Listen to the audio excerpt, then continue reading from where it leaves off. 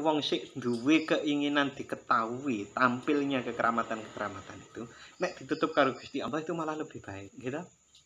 Nah, daripada muncul tetapi kemudian menggerakkan hatinya menjadi riak, sombong, menjadi bangga diri,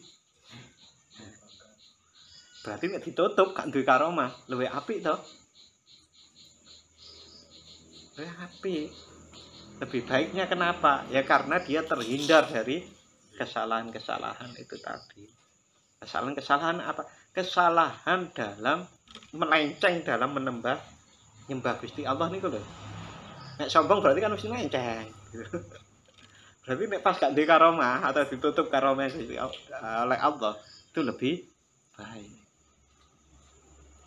Nah, bagaimana kalau kita punya karomah?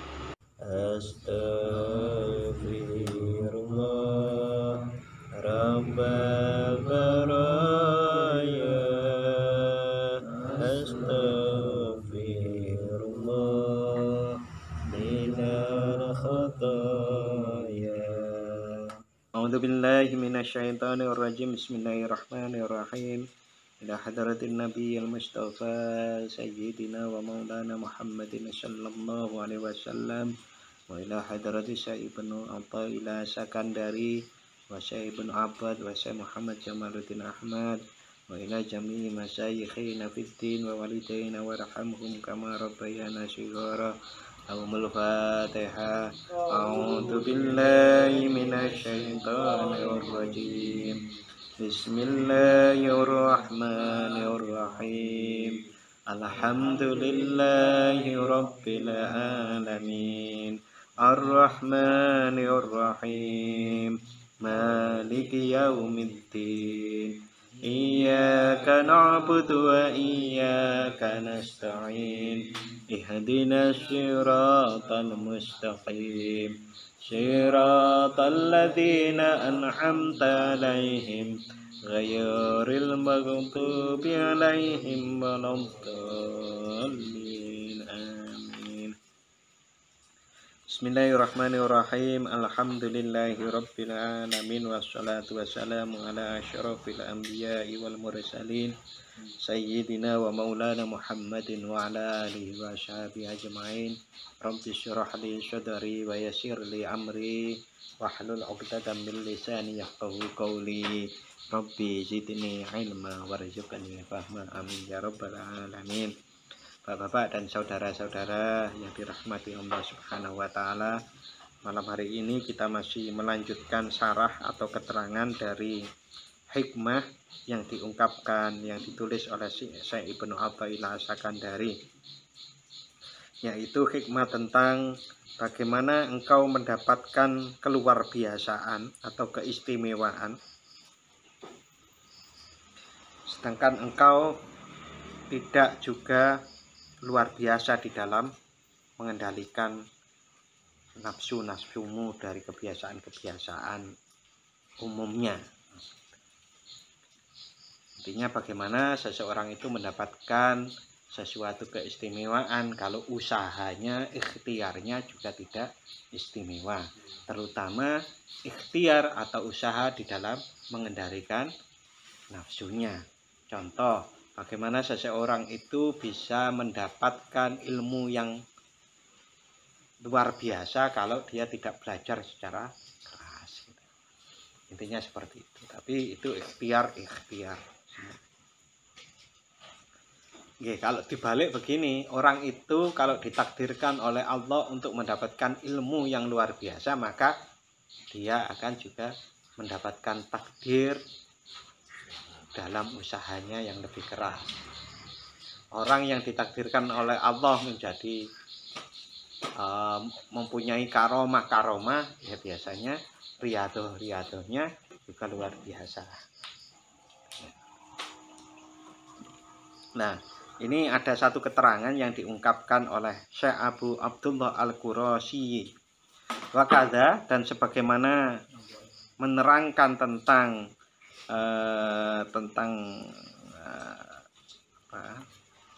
keistimewaan luar biasa yang diberikan oleh Allah untuk orang-orang yang berikhtiar luar biasa itu. Syekh Abu Abdullah Al-Qurashi radhiyallahu taala anhu qala. Beliau berkata, beliau dawuh, man lam yakun karihan liduhuril ayati.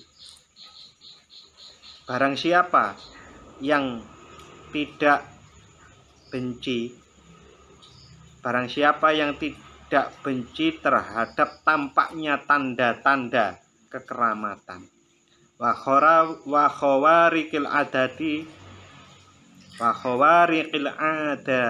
minhu, dan terjadinya keluar biasaan yang di luar adat darinya.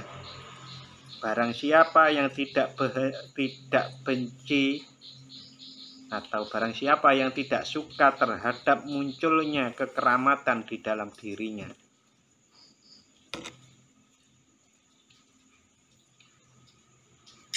karahiyatal khalqi liduhuril ma'asi, sebagaimana kebenciannya maksiat-maksiatnya tertampilkan di hadapan makhluk.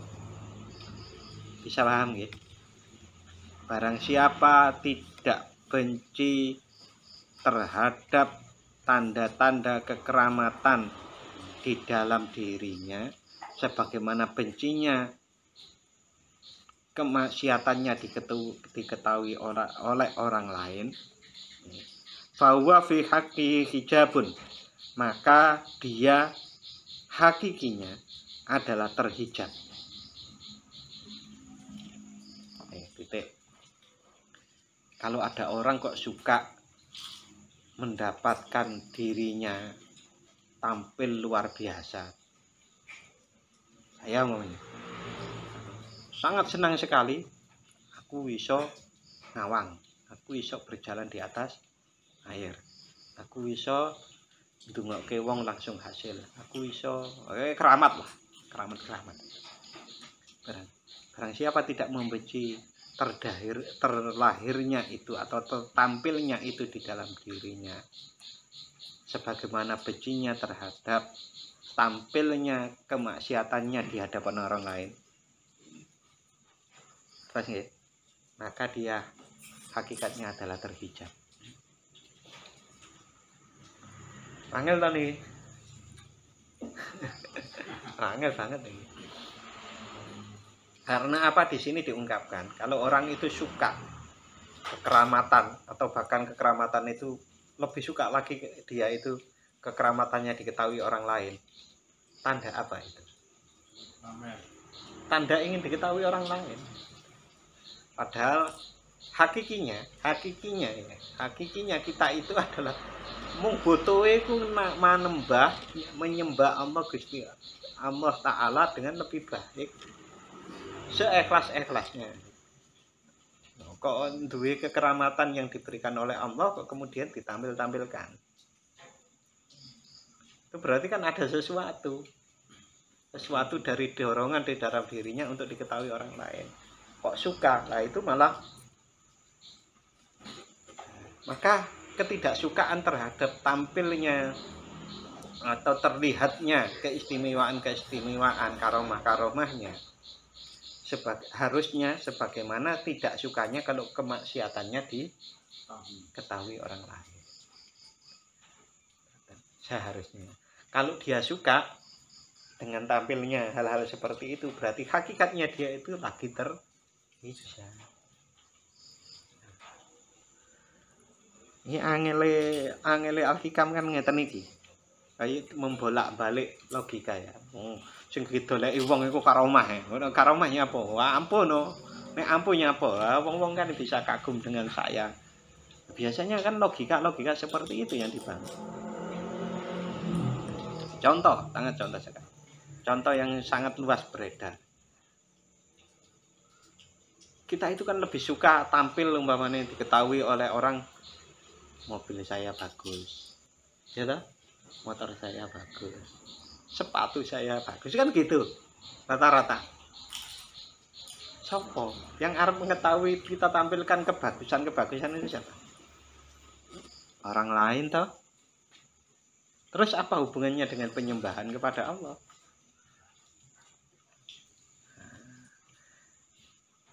Pak, berarti kalau memakai sepatu yang bagus nggak boleh, pakai motor yang bagus nggak boleh, mobil yang bagus nggak boleh. Bukan nggak boleh begitu, tetapi pakailah itu semua sebagai satu, tetap harus dalam bingkai menyembah Allah. Contoh, wong saya itu dikaruniai duit akeh karo Gusti Allah, kok ora mensyukurinya dengan beli motor sing apik. Nah, jangan-jangan orang yang pakai motor jelek itu adalah jangan-jangan biar dianggap orang zuhud. Lah susah lagi loh. Intinya saat apapun pertimbangkanlah penilaian Allah kepada kita. Ngoten lho. Wis ora usah mikir iki apik apa elek, ya patutilah nek duwe sing apik ya ditukokke sing apik, ditinggo dengan rasa syukur, dengan tetap penilaian Allah sebagaimana. Wong liya ndelok itu ya wis ben engko kan gitu loh, wis terserah gitu loh, bukan urusan kita. Kira-kira begitu. Oke. Lalu kita lanjutkan lagi. Wasitruha alaihi rahmatun.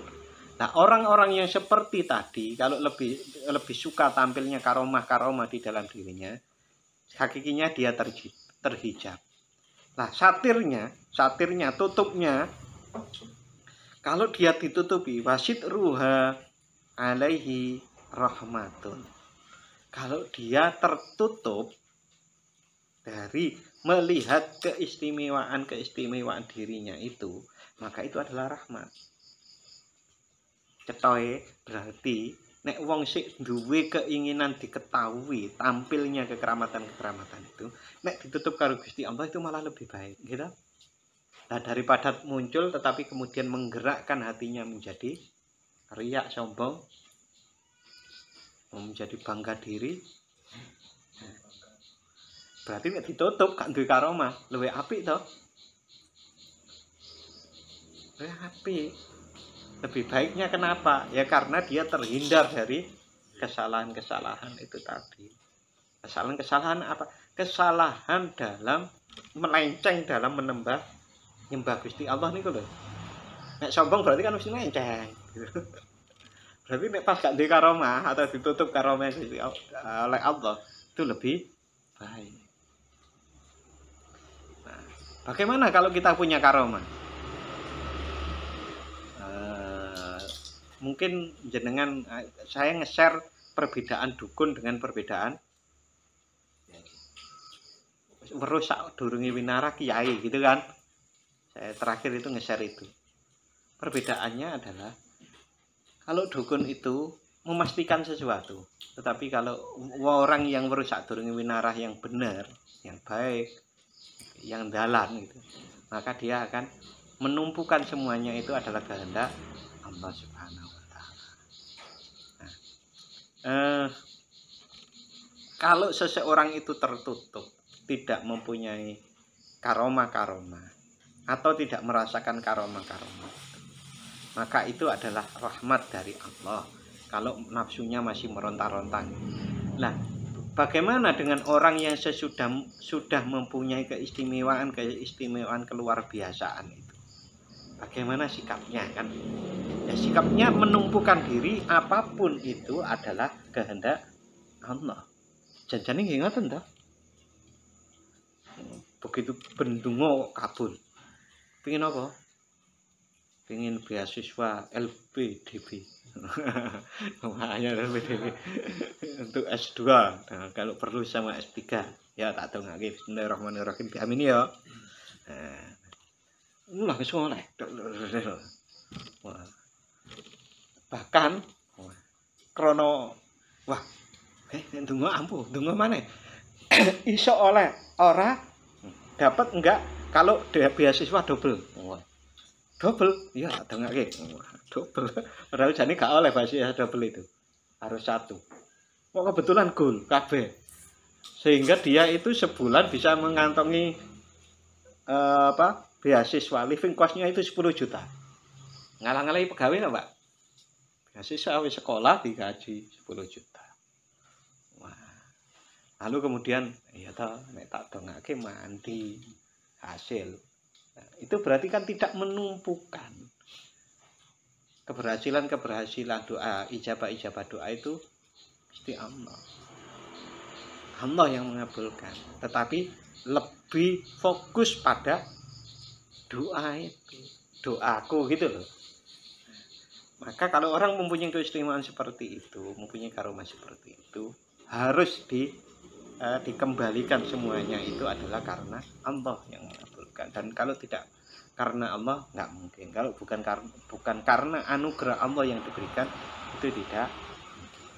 Nek wis sing duwe karomah seperti itu. Termasuk karomah mijet tok mari gitu. Ya begitu. Untuk karomah. Lah nggih, wong ora saben wong mijet iso sembuh. Lah nggih to? Betul lho, Pak.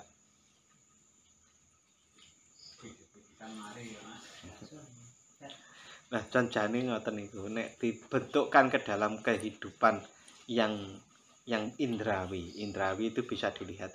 Setiap orang niku nggih sudah mempunyai keistimewaan masing-masing kok. Nggih to? Contoh insinyur pertanian itu berarti keistimewaannya di mana? Pertanian.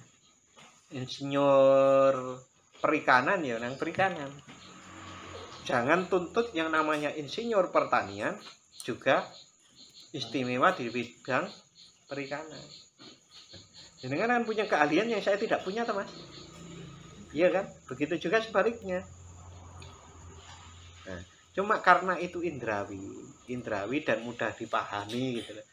Mudah dipahami itu kayak oleh karena sekolah, kayak oleh karena belajar. Orang kan paham.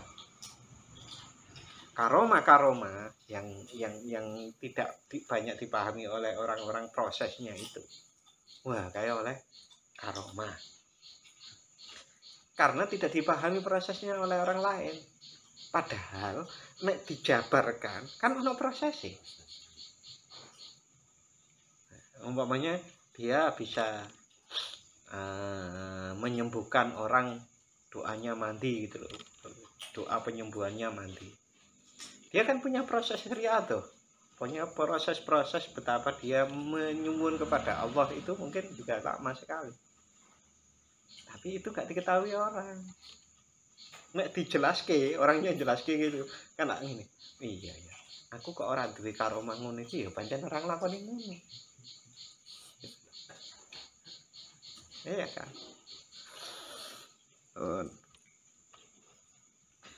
Faidan man kharaqa awaida nafsihi, dan tatkala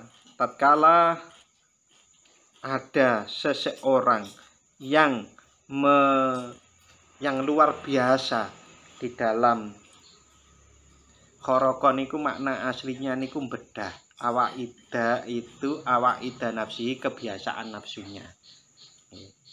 Barang siapa seseorang yang mampu luar biasa di dalam mengendalikan kebiasaan nafsunya, la yuridu dhuhura syai'in, dan tidak berkehendak terhadap tampilnya sesuatu minal ayati, sesuatu dari keistimewaan tanda-tanda karomah itu tadi, wa khawarikil adati, dan khariqul adah niku nggih iso mlaku nang dhuwur banyu, iso ngangkat batu gede atau truk diangkat, tank diangkat. Ini khariqul adah. Kudu adate kan gak kuat wong ngono. Nah, itu khariqul adah. Barang siapa yang mampu mengendalikan dirinya secara luar biasa dan tidak menghendaki tampilnya sesuatu keistimewaan maupun sesuatu yang khariqul adah, bal takunu nafsuhu indahu aqalla wa ahqara, bahkan nafsunya itu sudah kecil, sudah menjadi lebih sedikit, wa ahqara, dan merasa terhina. Nek gak dituruti niku kan nafsu niku hina to, Pak. Nafsu kita niku lho nek gak dituruti. Orang niku nek mboten dituruti kan terus wah gak keturutan kan merasa hina gitu. Nah, begitu juga nafsu kita itu kalau tidak kita turuti maka akan menjadi hina. Nafsu kita lho, Pak. Hina dalam pengertian hina tidak adigung adiguno, Nafsu nek adigung-adiguna ini kok biasanya malah maksiat toh. Nah, kalau ada orang seperti itu, wa akhara min dzalik fa idza faniya an iradatihi dan fa idza niku mongko jan. Tapi fa idza faniya an iradatihi dan dia telah fana atau lebur dari kehendaknya, keinginannya jumlatan secara keseluruhan, fakana lahu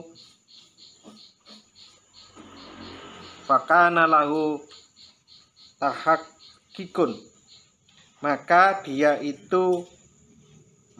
baginya adalah hak.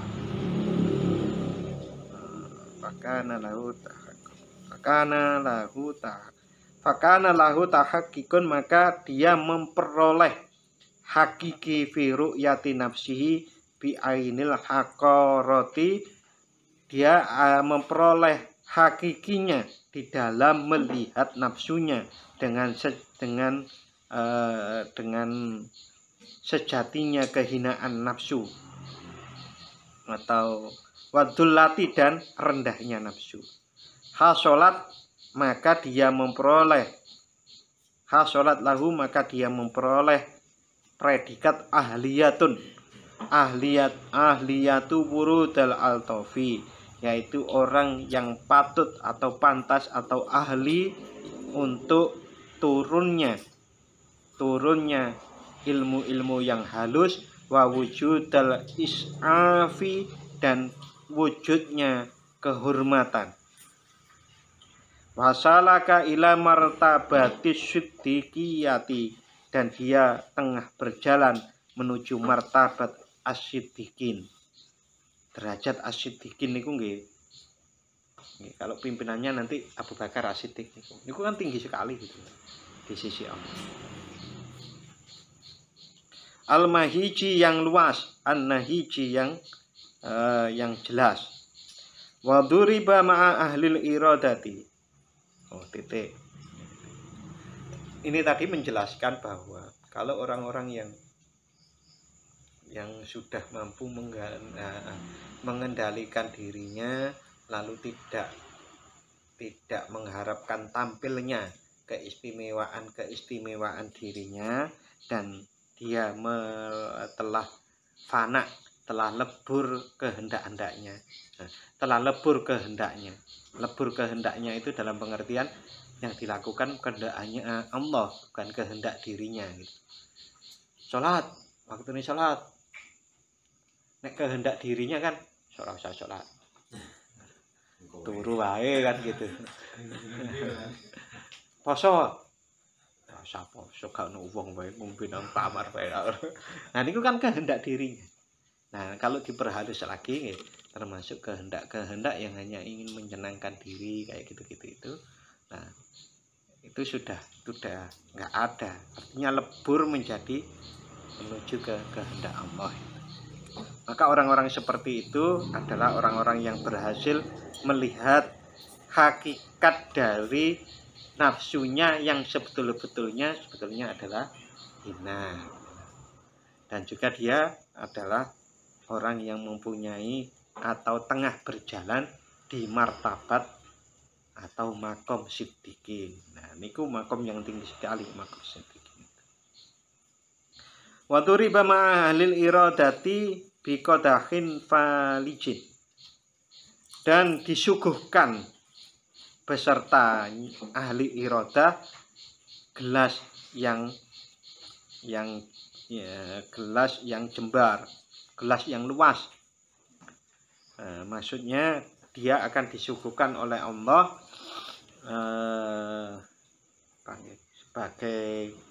sebagai anugerah dari Allah bagi orang-orang yang berhasil seperti itu. Maka sebetulnya orang-orang seperti itu malah dibukakan, dimanggakan.